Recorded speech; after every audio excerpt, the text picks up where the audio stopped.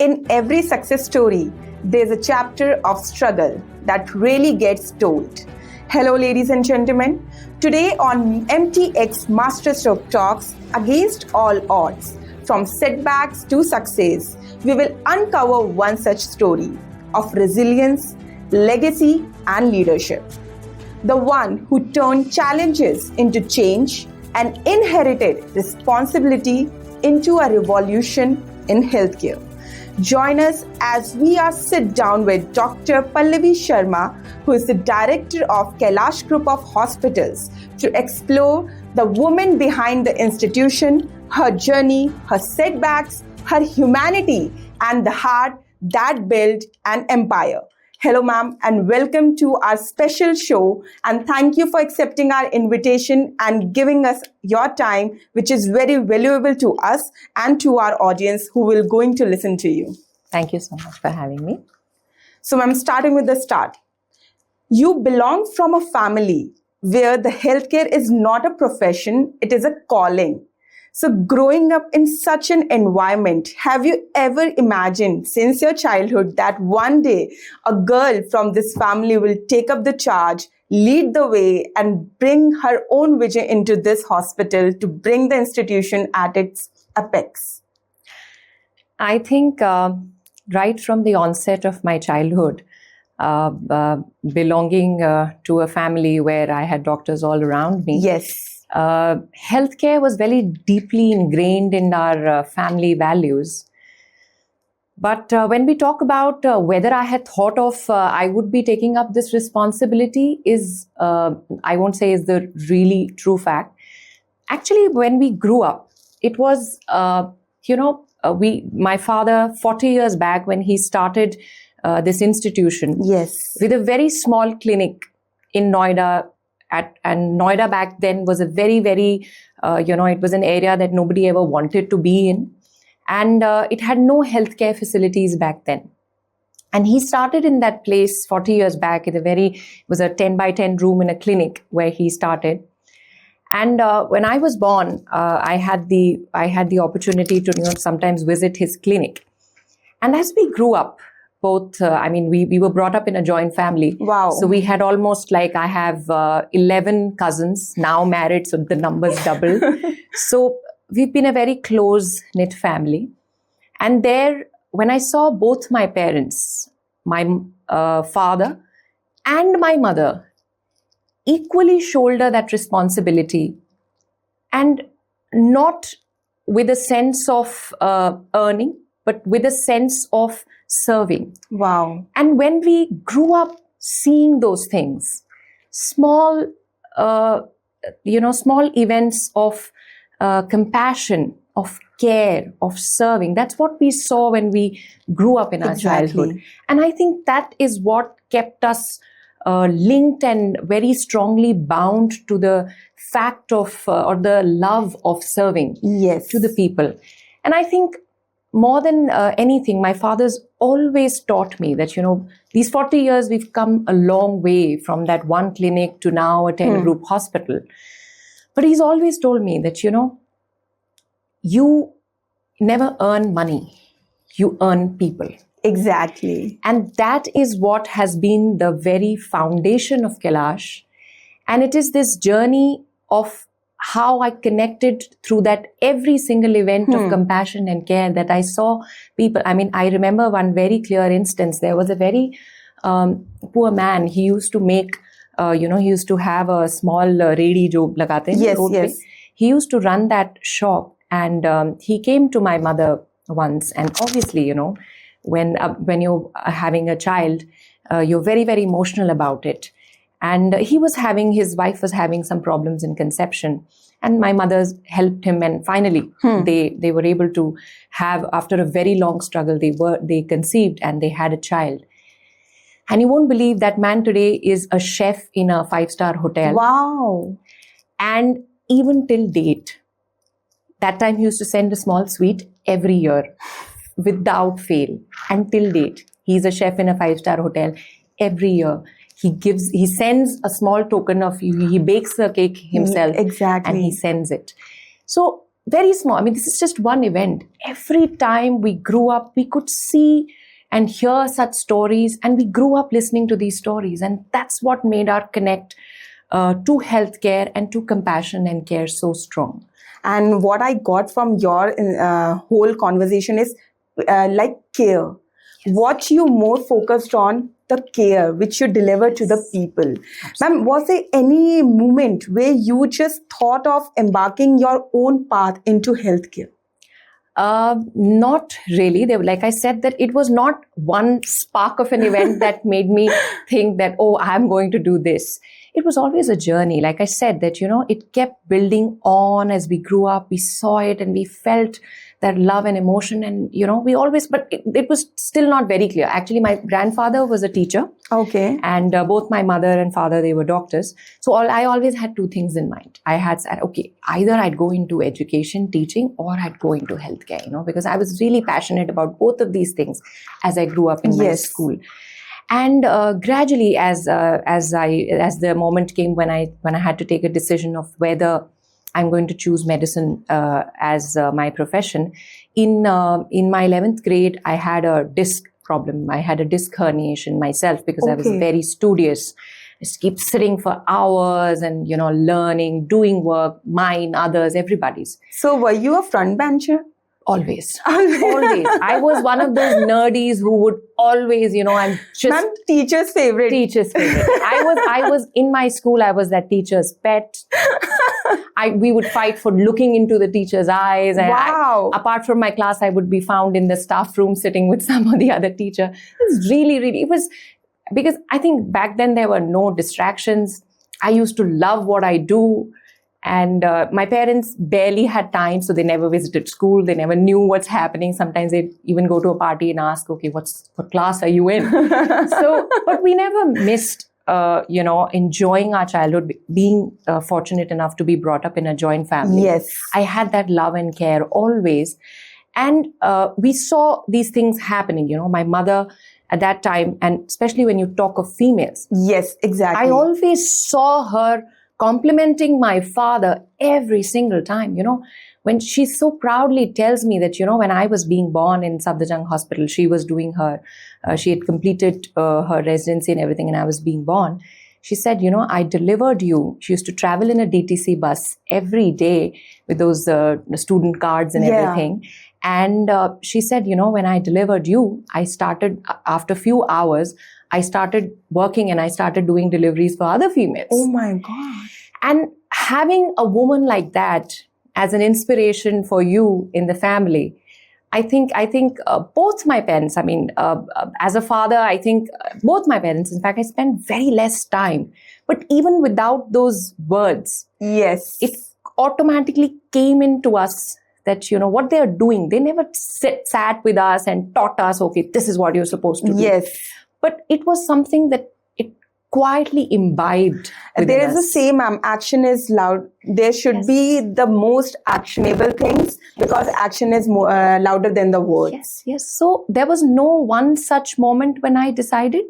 But yes, when this thing happened to me, like I was telling you, the back problem that I had, till then I was not very, because I was studious, I never laid importance to sports or activities or being healthy. Of course, I was taking a good diet because I was being served good food. But the health part, exercising, that was weaker. So my muscles got a little weak, and that's how it happened at a very younger age without doing anything. Exactly. No injuries, nothing. That's when I understood that, see, I am belonging to a medical family. I have parents. And I really thank that time my orthopedician in Kailash. He was my father's batchmate. Oh, wow. From Safdarjung UCMS. So he, at that time, he told me that, see, healthcare is not about a pill. It's not about a therapy, or it's not about, a few days of admission or a consultation. Yes. It's an entire picture, an entire package of how you look at your lifestyle and what you can do to inculcate healthy lifestyle practices.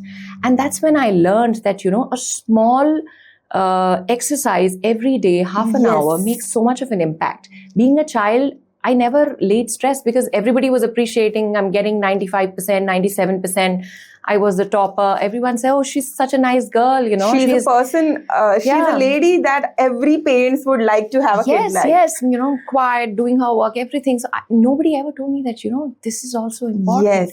And that's when I felt that, it is so important to tell people the whole perspective of this thing. So that was definitely one thing that motivated me at that particular time, that no, although that time, because there were a lot of apprehensions, that time there were no big neurosurgical procedures and everything that used to happen. There was a risk of, paralysis in case you get... Yes, the advancement was not that much we are having this century. So I was on bed for almost like 3 to 4, 6 months. I was under traction. Oh. They used to hang. And that was a time when I was preparing for my medical entrances. Okay. So it was very, very demotivating sometimes. I used to get depressed. I used to, think that, I had this passion of doing medicine, but it is, and my parents used to always tell me that, it demands a lot of hard work. Yes. It demands you, doctors, even now and even then, they were doing 24, 48 hours straight duties, sitting. You forget about yourselves. You're just for the patient. Exactly. So I've seen them working, and they always tell me that maybe with this condition, you might not be able to practice medicine. Oh my God. But I said, no, I'm going to do it. And while I spoke with my doctor, he said, see, you might be having some limitations, some rules that you might have to follow. But apart from that, you don't have to compromise on your dreams because of this. So he said, no, go ahead and do it. Whatever you want, just do it. Don't ever let this thing be. So I remember that was the last time he told me. And there were just 2 instances when I had this episode. One was in school. One was in college when we went for a fest, and I kind of got a little easy on, I'm not wearing heels, exercising, dancing. I got a little easy, and it kind of decompensated. So those were the only 2 events when I had a problem with this. But otherwise, this entire journey, that problem led me to, in a way, strengthen that the hold of doing something in healthcare. And what I can see from your words, ma'am, that one point was the, you can say, eye-opener for you as well, to take care of your health, because being a studious person is a good thing, but if you have a healthy body, you can just achieve your dream in all the way possible. Absolutely. So as you said that, as I have already started with that you have been growing into a healthcare professional family.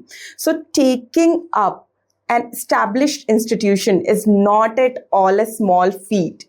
Being a second generation of this big group and institution, how did you navigate the, you can say, balance between the family's legacy, and I can say honorary legacy, and you can say envision your own vision into the future of hospital? I think taking up the responsibility as a leadership for me was a moment of pride, was a moment of honor, but at the same time, it was a big responsibility on my shoulders. Yes. So when, like I said, that, this did not come up in a single day. After I think I completed my master's in surgery in the eye department or the ophthalmology, I did my fellowship in glaucoma, and then I did my SRship in Safdarjung. And while I was doing all this, because, we were looking for marriage prospects and everything, so I was close to my house. So I used to spend time just sitting as an observer when my father at that time used to take meetings. And he always, I always got so inspired by the way he took everybody along. It was never about one person bossing around, dictating people to do something. I have learned the art of teamwork and taking everyone along with you. Sabka saath, sabka vikas. Yes, he had that in his, even in the meeting room.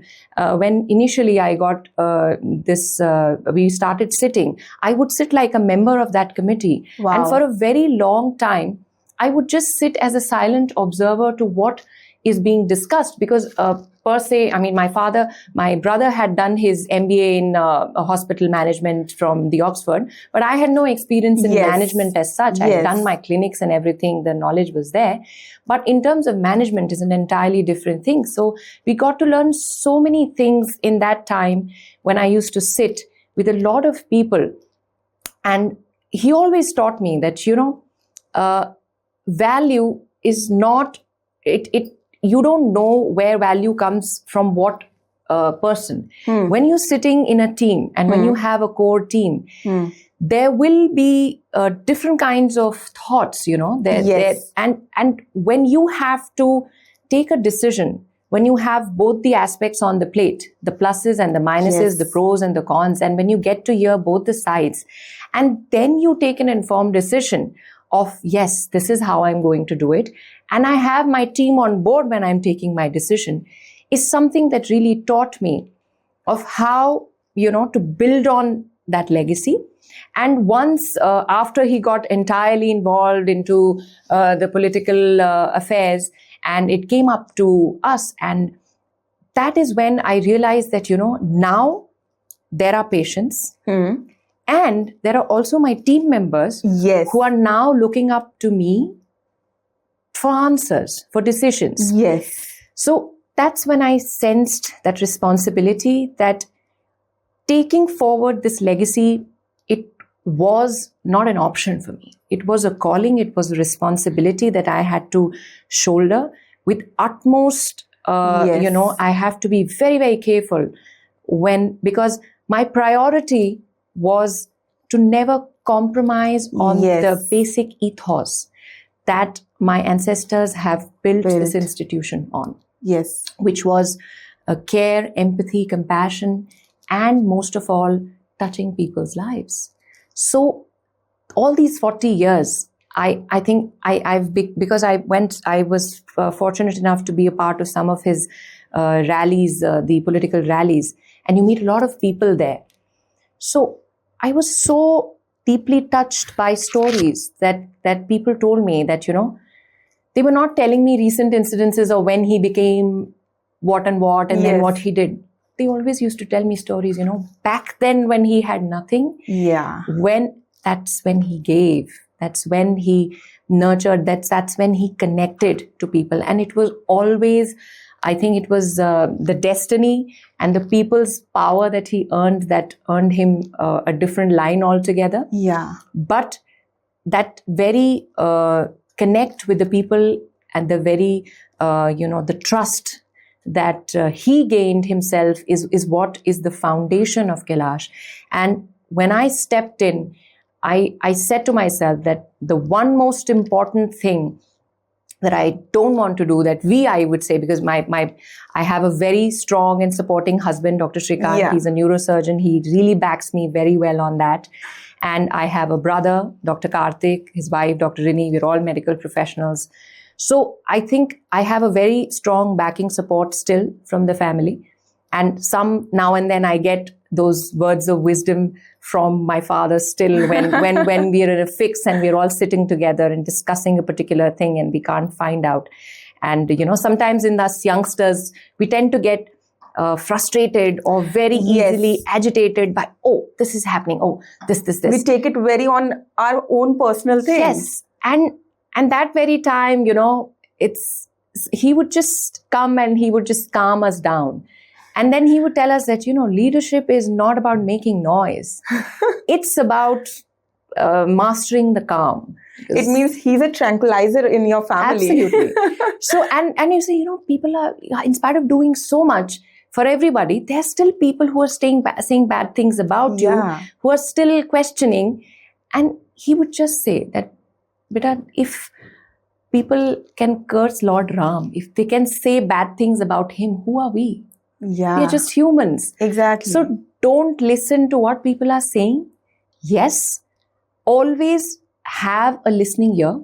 Because he always said, even today he tells me, you talk too much. Talk less, listen more. And he always tells me that, when you listen to people and a variety of people, and then it is your brain, your decision to what you filter out, what you let absorb and what you let go.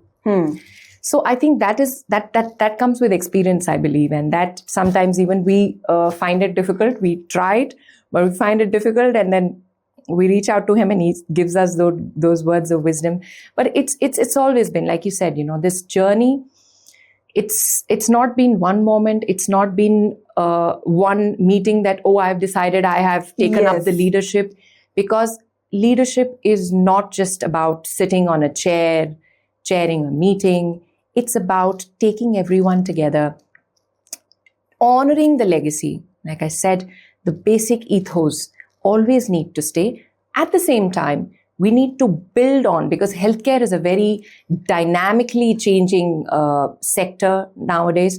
So it is very important. It's a law of nature to evolve. Yeah. And anybody who does not evolve will not survive. Exactly. It's nature's law. So that consistency and that growth should always be there. So my priority has always been with my team, with my core team, that we never compromise on what my ancestors have built upon, what is the foundation of Kailash. And while we are preserving that foundation, we build upon it. It's like a tree, you can grow, you can branch out, and you can be greener, but you can never forget your roots. Never. So the roots are always your most strongest foothold. And then you build upon it. You build on technology, you build on innovation, you build on infrastructure, you build on manpower. That is a continuous process. Exactly. So while today I sit with my team, we have these discussions that, how to achieve step-by-step growth to envisioning all of these newer aspects, while not compromising on the basics itself. Exactly. And after listening to you, there's a one say, ma'am, that great power comes with great responsibility. And a myth there is that the person is born with a silver spoon. No, it's just a myth. When that silver spoon gets to your plate, you will understand the real responsibility which comes on the table in front of you. Absolutely. So, ma'am, you have already told us about your personal setback, like you had your injury. So, behind every leader, there are some kind of another being up, you can say, healthy or physical challenges. There are some kind of mental challenges. So were there any moments in your journey, I will say a professional and personal as well, which made you to feel like, oh my God, what is happening in my life? Will I be able to take it forward in my life, or should I just stop it and let it go? So were there any moments in your life towards your professional journey? I think fitting into a very big shoe sometimes, is a challenge in itself. But I've always been a person who's loved working up with challenges. And I think a life where you're not stretching your abilities, where you're not getting to a new task a day, is something that is not worth, enjoying and living. So, it's always like, what's new? Okay, this is something that you've been doing. So what next? What's the next challenge? Let's take it up. But yes, I would not say that it's been so easy. It's, like I said, his shadow behind me, my father, both my parents, in fact, when you have the burden of living up to the stature and the status that he has created, that itself is a burden sometimes on your shoulder. And it at times, it makes you feel a little apprehensive and scared of, am I doing the right thing? And what is somebody going to think? Oh, he was that and she is this and all that. Because the expectations are that you take up his position, his this thing. So I would say with every generation, the way of working sometimes is different. But because the cultural upbringing and the basic ethos remains the same, I have never felt that very drastic change, and the adaptability to the foundation and its values has not been so difficult. But yes, it is very demanding, and it's a challenge every day, because he was somebody who still worked 16 to 18 hours a day. And, that time I had a joint family. Now, neither the grandparents, my child is like 8 years old. My grandparents are still not retiring. They're still working, both sides. And I'm fortunate enough to have even in-laws who are from the medical background. Wow. They are also all doctors on that side of the family as well. And I get so much of motivation and positive energy from them all the time. And, it's these little excerpts of wisdom that you get from people, and you get from your well-wishers, because I have seen that the people that he has earned, there are so many people who tell me, okay, see, your father's done this, and we look up to you, and we see him in you and all that, and that gives you that sense of responsibility, like you said, that every little decision, I think that, okay, if my father would have been here, yes, would have he done this? How would have he done? So that question always reverberates and echoes in my mind of every decision that I take, because it is not just my decision, it is something that is going to impact the whole organization. As you said, ma'am, that healthcare is an ever evolving field, and it comes with resilience as well. So is there any instance in Kailash Group of Hospital when they felt like the transformative change with the innovation and advancement should be taken care in this hospital to give the best in the patient care?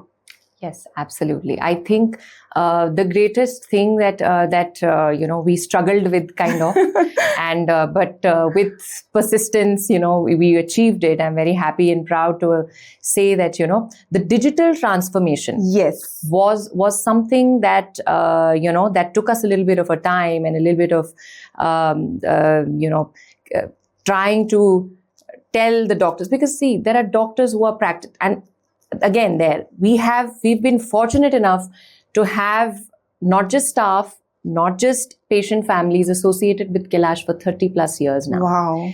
So now these are the people who have, they have the thinking and the mindset of 30 years back. Exactly. Obviously, they have learned it back then. So that is something very deeply ingrained inside them. And adaptability always takes some time. It takes time. So when we started this digital transformation journey in Kailash, we faced that, resilience, and we faced that setback that, the doctors are not agreeing. They say, no, we can't do this, it's time taking, this and that, and this and that. But I would say that, yes, with a lot of, we try to convince them, we try to give them support, and a lot of technology advancements. Now it's become very easier, and gradually and successfully we have an app. Now they are used to seeing all the reports on the doctor's app. They're booking everything on the online consultations, the telemedicine, AI-driven technologies and everything. So now it's become smooth, but yes, it was one challenge that took us a little bit of time to pursue. But thankfully, it's Ma'am, as you said that you are fortunate enough to have such kind of fraternity, I would say, in the Kailash Group of Hospital, who are just taking care of the traditional medicines as well as the modern medicines which is taking place. So as you said already about the whole setback, so how now the Kailash Group is, like I can say, navigating the balance between traditional medicine, engaging with the infusion of modern medicine together, and what is the future vision of Kailash Group of Hospital in the upcoming, I will say, 1 decade, 2 decades, how they are trying to adapt themselves and be in the, you can say, healthy competition in between the healthcare. Yes. See, I think Kailash was one of the only groups who thought of combining healthcare with the alternative medicine practices back in 2008. Exactly. So I get asked this question very frequently that, did he have this vision? And I said that maybe not of this scale that it has become right now, but it was kudos to my grandfather, because he, while my parents were both allopathic practitioners and we were also learning that, my grandfather was always somebody who believed in, again, healthy lifestyle a lot and wellness practices. Yeah. So he would not let us take pills just like that. If I have a viral or a cold, he would give me an amla, kacha amla or a murabba. Yes. Or he would give me some, if I'm having a cough, he will give me some ginger in the honey. Yeah. So all those things we were brought up with, wo jo dadi ke nuske type hote hain. To wo hamare, that is ingrained in our culture. It is something that... And it's in our DNA, I will say. DNA. Yes, absolutely. So we've been listening to those advices of do this, do that, right from the beginning, right from childhood. So it has got imbibed within us. And today, it is of utmost importance, because there is a paradigm shift in the type of diseases that India and Indians are having right now. We are seeing so many lifestyle related disorders, your diabetes, hypertension, thyroid, PCOS, PCOD, your mental illnesses. All of these things are trickling into our society. Cancers, they're trickling because of the lifestyle that has been destroyed in that urge of being westernized, in that urge of being industrialized. So it's like, everything has pros and cons. So yes, we have accepted those things, but it has come with a side effect. Now, all the more it is very important to bridge the gaps between the two pathies. And very recently, I had a conference of Vishwa Ayurved Parishad at Kailash. Wow. Where, and we do this constantly. We do this. Ma'am, you have been doing it from how long? 2008, like I said, NABA, the Greater Noida unit, we have two units, one in Greater Noida and Noida, which are Ayurveda and allopathy centers, Ayurveda centers. And here, they are offering all kinds of therapies and, like, sometimes even I did not know and I did not believe in them. But when my consultants, my doctors started taking treatment from them, the allopathic doctors started taking treatments from the Ayurveda therapies and they starting benefiting from it. That's when, things like back pain, shoulder, migraine, therapies like Abhyangam, Shirodhara, Katibasti, when we saw people talking about it, when we saw people taking benefits from it, that's when we actually got to know that, see, this is working. Yeah. And why not bring the two pathies together? So this was, since 2008, it is one of the oldest NABH accredited Ayush centers in Greater Noida. And there, we are having so many international patients and queries now that they say that, ma'am, okay, even if I'm coming for my knee transplant or if I'm coming from my oncology treatments, I would want a rehab or maybe a detox, something at your Ayurveda center. So they say, ma'am, we don't want to stay in a 5-star hotel. We want to stay in these setups. Wow. So they choose this, and not just, we are getting so many queries from across all the countries that this is inherent Indian culture, and why not combine both of them? And nowadays government is also promoting the Ayush thing, wellness thing, so that you can say the roots of our nation, which is very, very, very popular globally. We should enrich it. We should make it more published so that, like you said, that the people who come from foreign always say that we don't want to stay in a 5-star hotel. We want to stay at your wellness center. So that's a very great thing which I got to hear from you. One more thing I would like to ask you, ma'am. As you said that many foreign patients are coming. So in an article, I read that medical value travel will be the next exporting sector from Indian side. How Kailash Group of Hospital is making itself a best place for the people who are coming from globe to give them the best what they are looking for in India. Yes.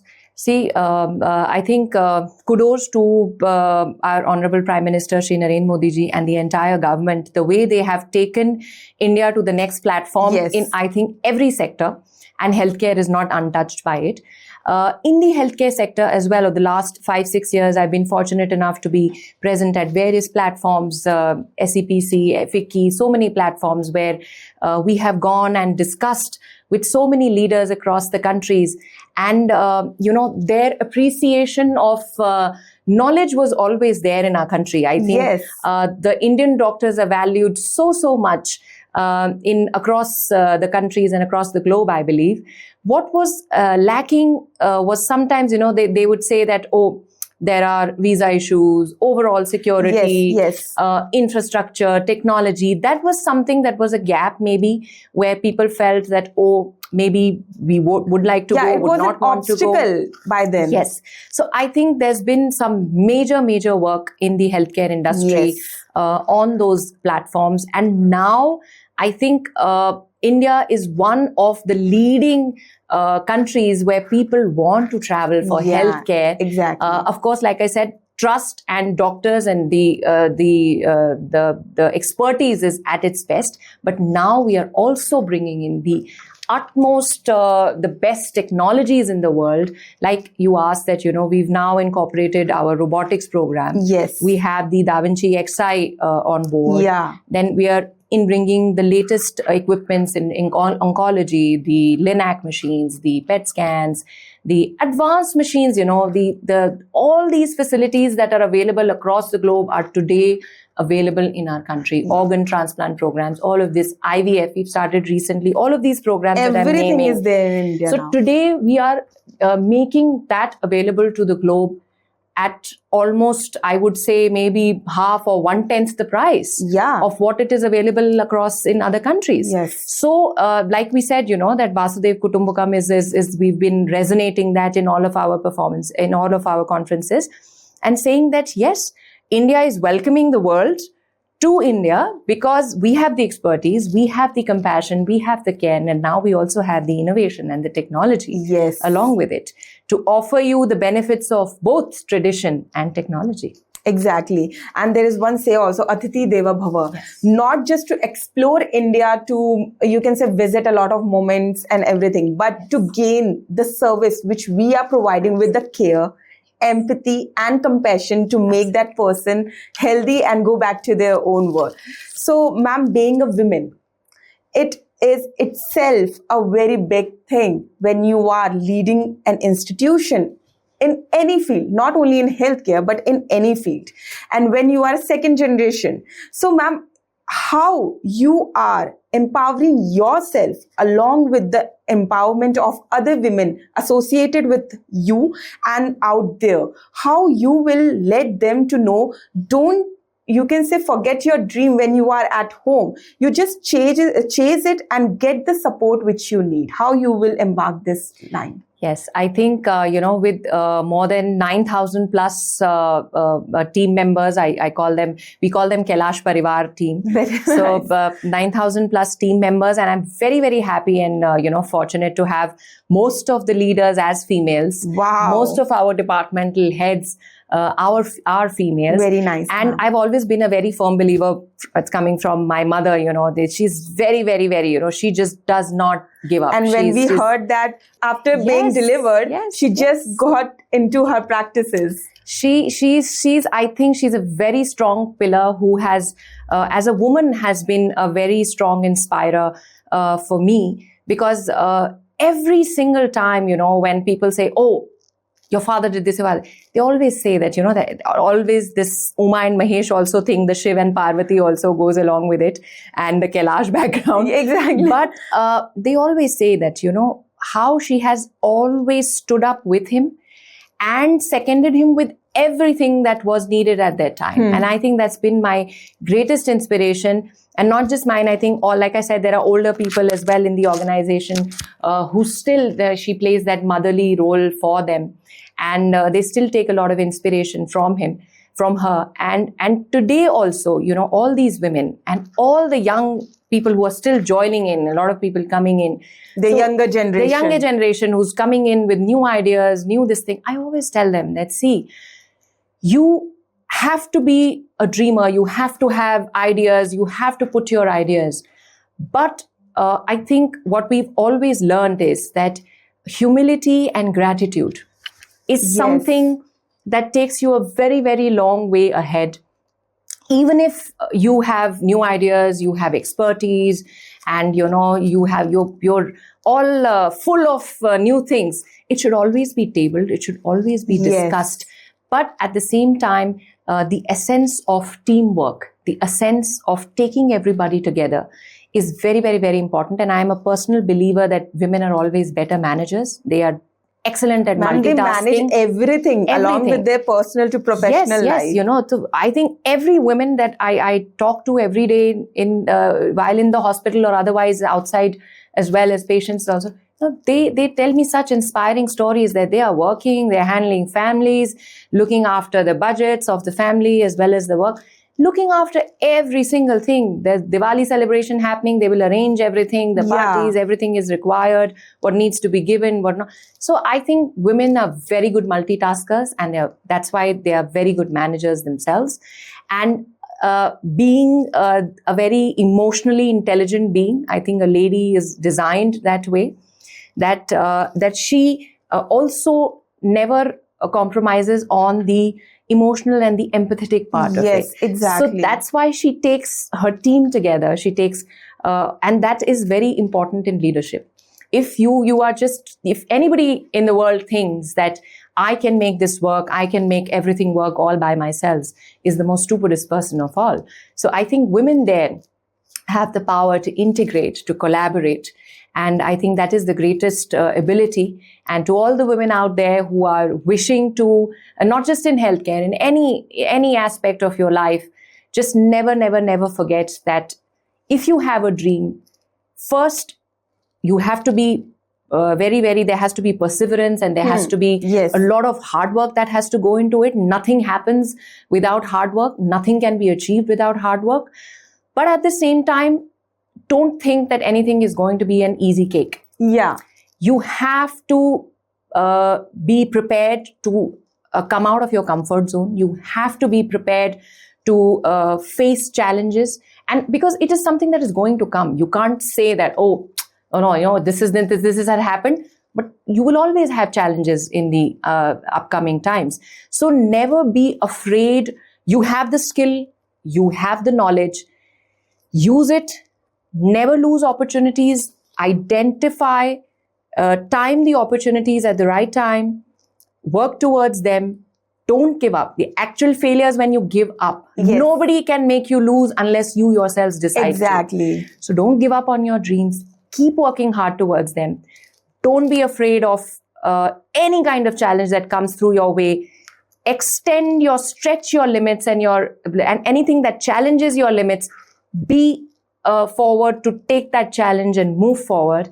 And I think, these are those golden words, wisdom words that we've heard from all our ancestors. So I think, me having 8 sisters in my family, all doing great in their professions, respective areas, I think all of us have that capability. Just keep that fire burning within you. Yes. And it's not ended till it ended. It's a very great say. And when you said that, just stretch it. So there is one elasticity question. You should always have the elasticity question inside yourself. Yes. One thing I would like to ask you, ma'am, in this question only, women also overlook their health.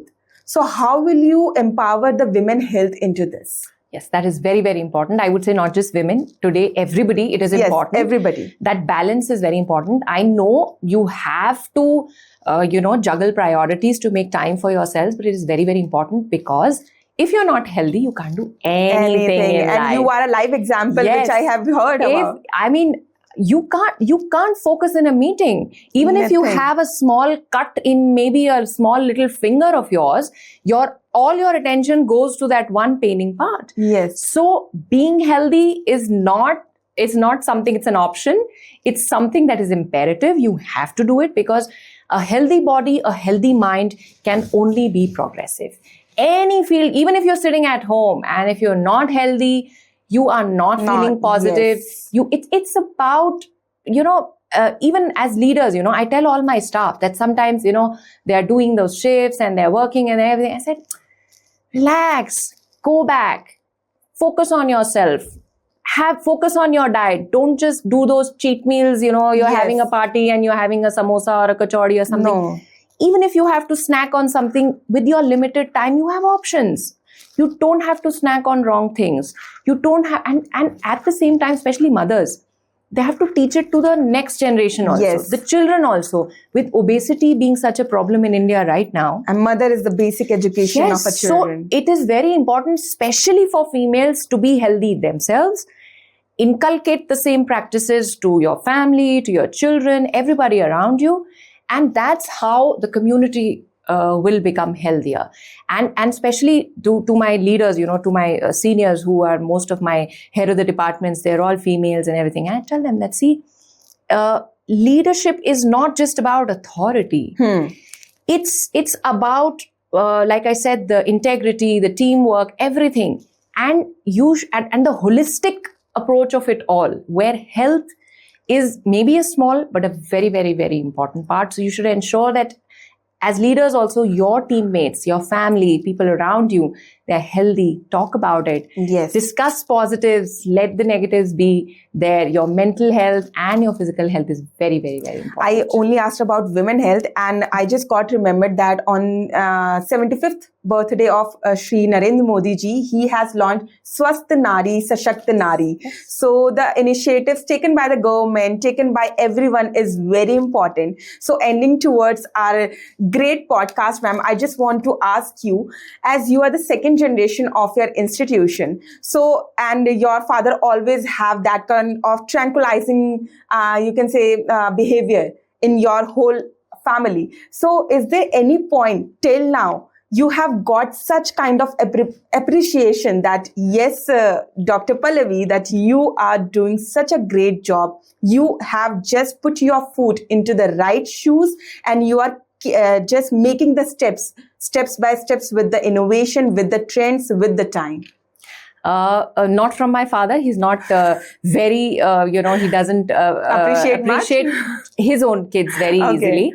So, because he's always, taught us that you have to learn things the hard way sometimes, and too much of appreciation takes you to the next level sometimes. Yes. So you should always be very grounded, humble, and very grateful for what you have.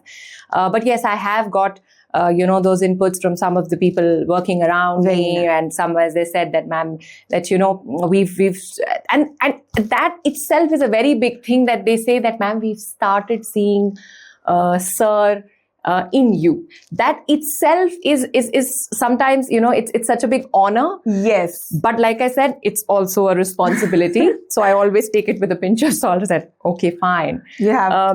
I have done this, fine. But there's a lot more to do, and there's a long way ahead.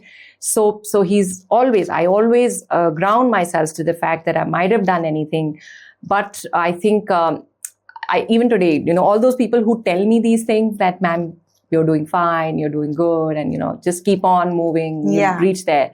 So I always tell them that, maybe I'm not even equal to a little nail in the little finger, because his personality and the aura and the vision, the kind of, the person that he is, it's so inspiring, not just for me, but for so many people in and around him, that it is unmatched sometimes. And I don't think I would ever be able to match up to or live up to, but I can only say that it would be my constant endeavor to be my best, to be able to do justice to what has been, what I am entrusted with. And it's always a proud to be a father's daughter. And because whenever we see that in nowadays, you can say era also, people just compare their daughter to their son. But it's always a good always say like this, that I'm proud to be a father's daughter, and my father is proud to be having a girl like you. So closing to this, straight to the Masterstroke Talks, we had a very great and engaging conversation with Dr. Sharma, and the way she has told us about her setbacks, about her personal overshadows, which did not threaten her, but yes, made one kind of obstacle in her life, but she overshadowed it. She tackled it in her own way, the best way possible, and she is just running the whole institution in the best way possible. And we are looking forward to a great success into the Kailash Group of Hospitals, to be in the era where the whole medical fraternity will giving the best care to the patient-centric approach. Thank you so much, ma'am, for coming here, and we will be very honored to have you again and again to know more about what the new things Kailash Group of Hospital and Dr. Sharma is doing. Thank you so much, ma'am. Thank you.